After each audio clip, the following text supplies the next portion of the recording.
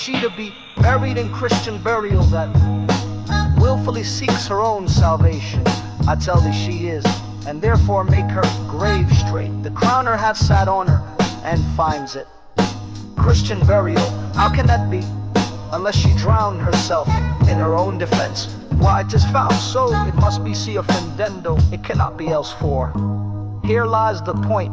If I drown myself wittingly, it argues an act, and an act hath three branches. It is to act, to do, to perform. Argal, she drowned herself wittingly.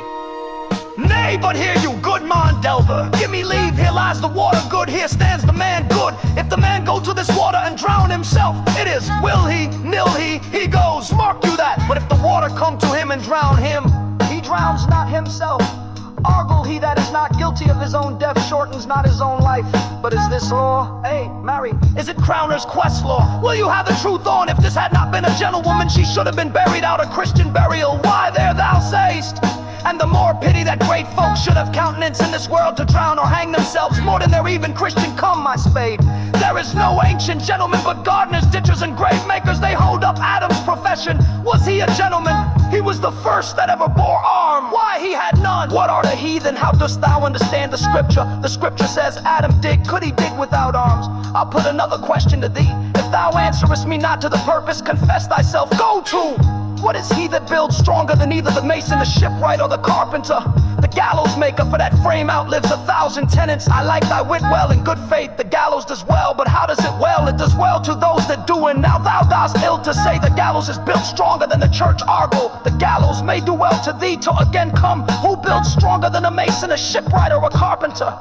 Hey, tell me that.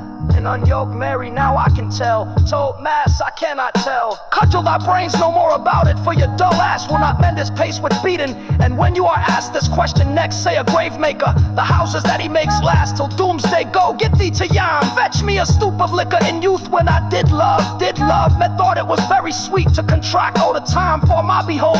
Oh, methought there was nothing meet. Has this fellow no feeling of his business, that he sings at grave making? Custom hath made it in him a property of easiness, tizzy, and so the hand of little employment hath a daintier sense. But age with his stealing steps hath clawed me in his clutch, and hath shipped me into the land as if I had never been such. That skull had a tongue in it, could sing once. How the knave jowls it to the ground as if it were Cain's jawbone that did the first murder.